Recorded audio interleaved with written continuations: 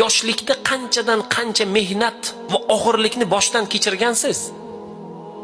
Qiynalgansiz, mehnat qilgansiz, kiyimingiz bo'lmagan opangizni, akangizni kiyimini kiygansiz. Qancha mashaqqat bilan katta bo'lgansiz. Bugun o'zingizga ne'matni ravo ko'ryapsiz. Lekin u og'irlikni farzandlarimiz ko'rmadi. Nevaralarimiz ko'rmadi.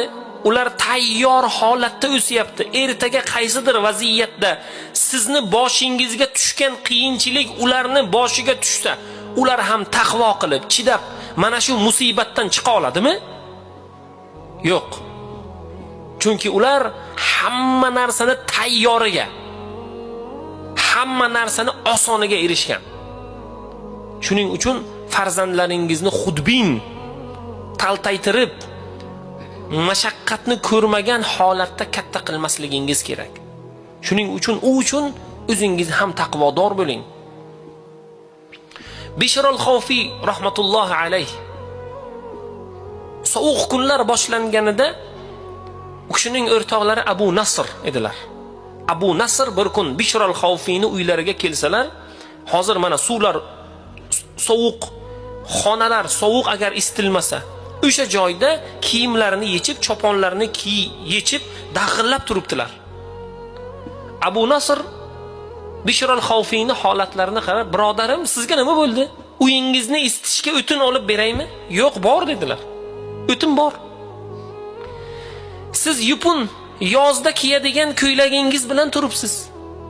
Sizga bir chopon olib beraymi?" dedilar. "Choponim bor mana" dedilar. "Ha, unda nimaga uyni isitmay chopon kiymay turibsiz?" dedilar. Abu Nasrga Bishr al-Xawfi aytdilar: "Men-ku hozir imkoniyatim yo'q. Nochor birodarlarimga yordam berishlikka" dedilar. "Hech bo'lmaganda ularni holatini his qilay" dedilar men. Haqiqatda choponi yo'qlar bor-ku. Haqiqatda bugun uyni isitolmaydigan odamlar bor-ku. Haqiqatda uyda gaz tarmog'i o'tgan, pulini to'lolmay bugungi kunda sovuq yeyotgan birodarlarimiz bor-ku. Hech bo'lmaganda ularga men-ku yordam bera olmayman. Hech bo'lmaganda ularni holatini men his qilay" dedilar. Shuning uchun shunday turibman dedilar. Siz nimani his qilyapsiz bugun? Yeganingiz oldingizda, yemaganingiz ketingizda, xohlagan vaqtda ola olasiz uni. Xuddi shuningdek farzandu nevaralaringizni ham aytgan birodar. Lekin siz dunyoga ustun bo'lmaysiz, vafot etishingiz bor. Ular ham taqvodor bo'lsin. Ular ham har ne'mat Xudodan ekanligini